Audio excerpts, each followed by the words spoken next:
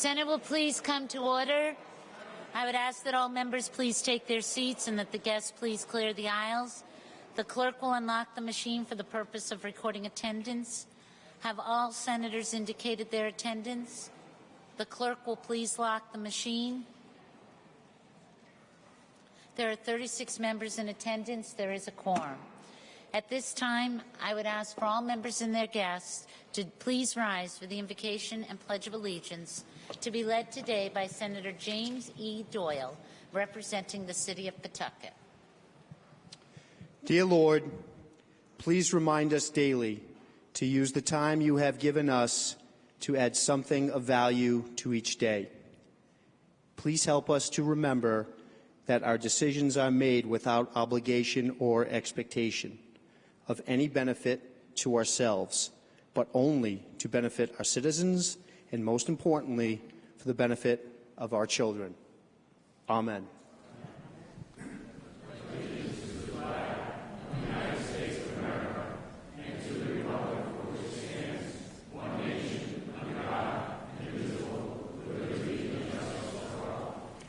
The first order of business is the reading of the previous day's journal. Will the clerk please read? Madam President, Senator Doyle. I move that further reading of the journal be dispensed with and the journal be accepted as printed. Without objection, so ordered. The next order of business is the introduction of guests. Are there any guests present? The next order of business is committee reports and communications. From the Committee on Judiciary, the reappointment of the Board of Directors of the Rhode Island Airport Corporation, Michael A. Traficante, for a term expiring June 1st, 2020. Consent calendar. From the Committee on Labor, the reappointment of Baha Sharif, John C. Gregory, Mario Y. Bueno, Martin Trueb, Paul McDonald, Timothy L. Byrne, Nathaniel J. Rendine, Esquire, to the Governor's Workforce Board for terms expiring 2019, with the exception of Nathaniel Rendine, whose term expires February 1st, 2022. Consent calendar. Are there any further committee reports and/or communications?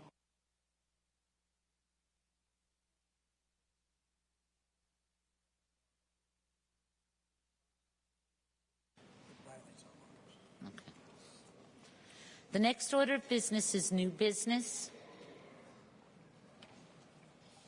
Senate resolution recognizing the week of January 24th through January 30th, 2016 as National School Choice Week in the state of Rhode Island. Senator Doyle asked for immediate consideration. There being no objection, Senator Doyle Could we have that read, Madam President? Request that it be read. Senate resolution recognizing the week of January 24th through January 30th, 2016 as National School Choice Week in the state of Rhode Island. Whereas National School Choice Week 2016 will be recognized across the United States of America from January 24th through January 30th. And whereas National School Choice Week provides an unprecedented opportunity every January to shine a positive spotlight on the need for effective education options for all children. And whereas National School Choice Week is independently planned by a diverse and growing coalition of individuals, schools, and organizations. National School Choice Week features thousands of unique events and activities across the country. And whereas participants in National School Choice Week believe the parents should be empowered to choose the best educational environments for their children. And whereas National School Choice Week allows participants to offer insight for Rhode Island families and organizations into the endless possibilities for achieving educational excellence through school choice. And whereas supporters plan events that highlight a variety of school choice options, from traditional public schools to public charter schools, magnet schools, private schools, online learning, and homeschooling. And whereas National School Choice Week is a nonpartisan public awareness effort and welcomes all Rhode Islanders to get involved and learn more about the broad educational opportunities for the children of our state and for the future of our state. Now, therefore, be it resolved that this Senate of the State of Rhode Island and Providence Plantations hereby recognizes the week of January 24th through January 30th, 2016 as National School Choice Week in the state of Rhode Island. And be it further resolved that the Secretary of State be and she is hereby authorized and directed to transmit a duly certified copy of this resolution to Mr. Andrew Campanella, President, National School Choice Week. Senator Doyle. Move passage, Madam President. At the appropriate time, I do have some introductions. Thank you. Senator Doyle moves passage, seconded by Senator Lynch, Senator Walaska, and Senator DePalma. And Senator Felag.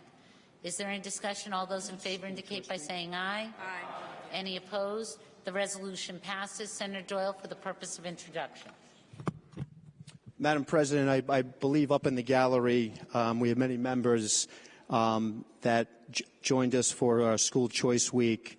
We also have many teachers as well as parents, and I would just like to welcome them all here to the Senate chamber today. Welcome.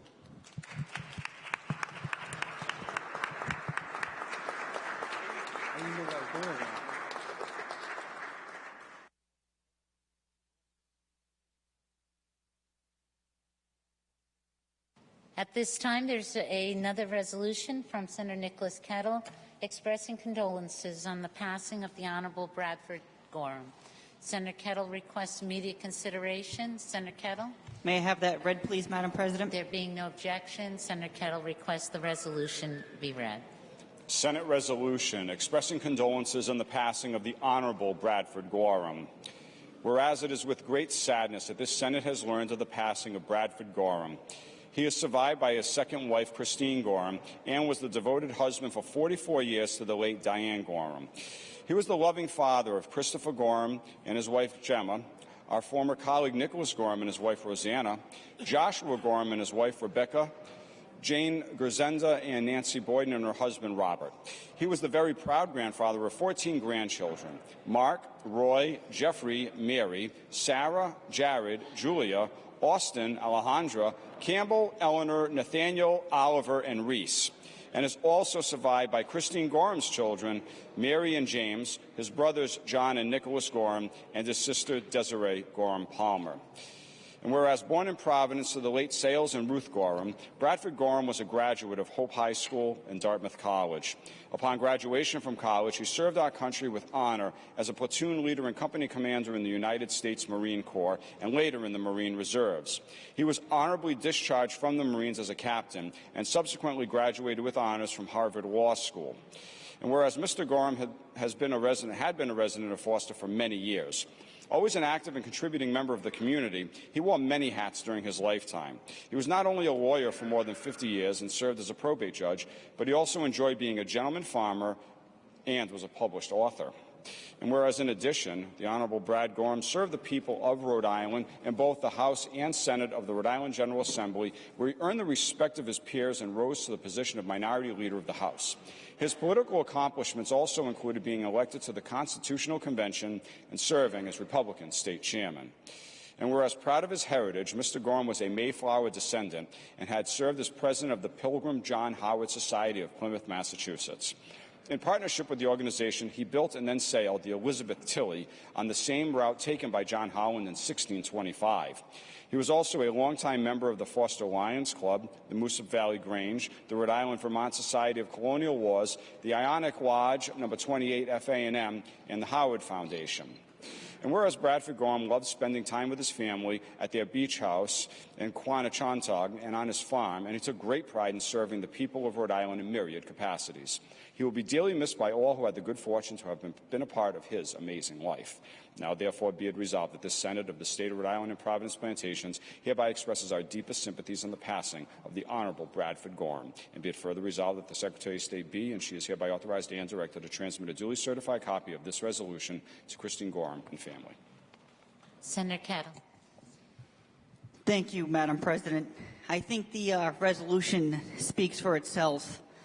Brad was a colleague to many of us in this room, and he was a friend and mentor to myself and many other Republicans. And he was a bipartisan figure, but he never compromised his principles, and he'll surely be missed. And with that, I move passage. Senator Kettle moves passage, seconded by Senator Algier, Senator Ruggiero, Senator Goodwin, Senator DuPont, Senator Gallo, Senator Lynch, Senator Doyle, Senator Sosnowski, Senator Crowley, Senator Jabbour, Senator Pearson, Senator Picard, Senator Metz, Senator Fogarty, Senator Miller, Senator Pichardo, Senator Walaska, Senator Felag, Senator McCaffrey, Senator Morgan, Senator Pagliarini, Senator Lombardo, Senator Conley, Senator Lombardi, Senator Coyne, Senator Archambault, Senator DePalma, Senator Chacon, Senator Satchel, Senator Cody, Senator Sheehan, Senator Reptakis, Senator O'Neill, and Senator G. Is there any discussion? Leader Algier. If I may, Madam President, I'll be brief. Had the pleasure of serving with Brad Gorham, as well yourself, for a few years in the Senate after he served in the House. Brad was a bright guy, and many nights we spent spending nights in the chamber here debating some very interesting bills, and Brad would be up. I could remember a few. The auto emissions is an example. No-fault insurance is another example. Those debates went on for hours, and Brad was bright, articulate, and always enjoyed having him a member of our caucus, and he's going to be sadly missed. So we extend our condolences to the family, and he was a good guy. Thank you. Thank you, Senator. Senator Metz.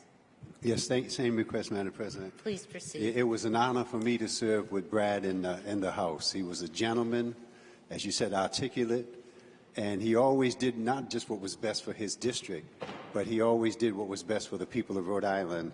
And he was also a good sport, because I forgot who was governor then, but we went to a Christmas party. And when I introduced my wife to Brad, I said, honey, this is Representative Gorham. He's my cousin. He's another minority, and we get the big, and we could joke like that. That's what kind of man he was, and we had the greatest time together, and it was just an honor to serve with him. Thank you, Senator. Senator Walaska. Thank you, Madam President. When I was a freshman, a long time ago up here, I was asked to, and I foolishly did, put in several amendments to the budget, and because none of them passed. But I was getting pretty roundly beat up on my amendments, justifiably so or not, and it looked like the end was near for me. One person did stand up, and that was Brad Gorham. He stood up. He said, let me explain something. Let me help out. And he did. And I'm sitting over there somewhere, and he was over there. And I've never forgotten that. He did. He kind of bailed me out of a very embarrassing situation. So God bless. Thanks, Brad. Oh, is there any further discussion? There being none, will the clerk please, all those in favor of the resolution, please rise.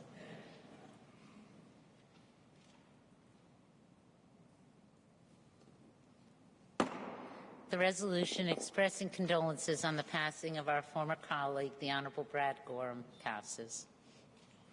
At this time, the next order of business is approval of today's consent calendar. Leader Ruggiero moves passage of the consent calendar, seconded by Leader Algier.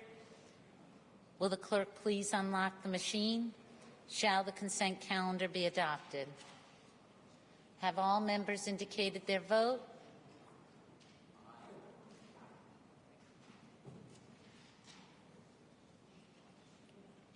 Will the clerk please lock the machine? 36 in the affirmative, 0 in the negative, and the consent calendar is adopted.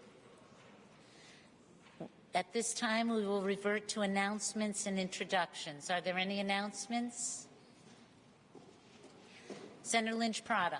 Thank you, Madam President. Introduction, please. Please proceed. Madam President, Senator Doyle brought his son today, Jamie, and he is thrilled to get up and say hello to everyone. He's here for School Choice Week today. He goes to St. Cecilia's in Pawtucket, and we're very much hoping he learns different things at school than he certainly does at home. So welcome to Jamie Doyle.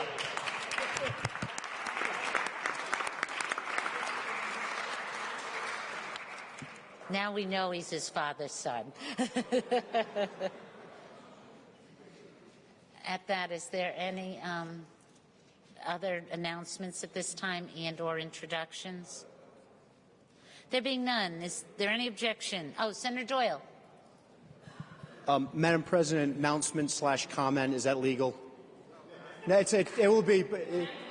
It won't be off color, Madam Please President. proceed. Okay. Madam President, it's kind of crazy. I was speaking with Senator Sheehan yesterday, and we were just talking about how quickly time goes by and how you have to hold on to those moments. And I still remember, I believe Senator Tassoni was sitting here when I brought Jamie up, probably who's maybe a week old, and I believe I was sitting here, and Rhoda, Senator Perry, turned around and yelled at me. She said, because I was holding my son wrong. So, you know, he was probably a week old, and he's been up here a couple of times, but now I look at him, and he's 9 years old. He's a hockey guy. I think he has a girlfriend, Madam President. I'm not sure. We're going to have to look into the text messages. And I don't know where this came from, but he loves AC/DC. He loves Motley Crue. He loves Whitesnake. He may be even Senator Archibald's son. I'm not. You know, I'm not sure, but or Felag. But it really is an honor to have my 9-year-old son up here today. My daughter, unfortunately, couldn't make it. She's at cheerleading in Leominster. That's why Dad has zero money left.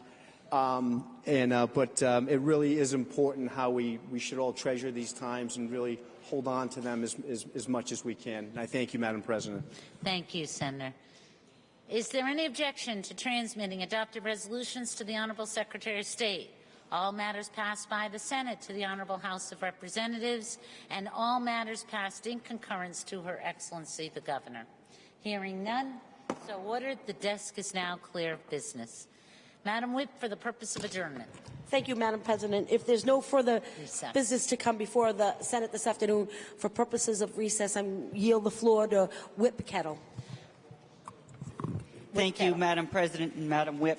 I move that we recess in the memory of our friend and former colleague, the Honorable Bradford Gorham.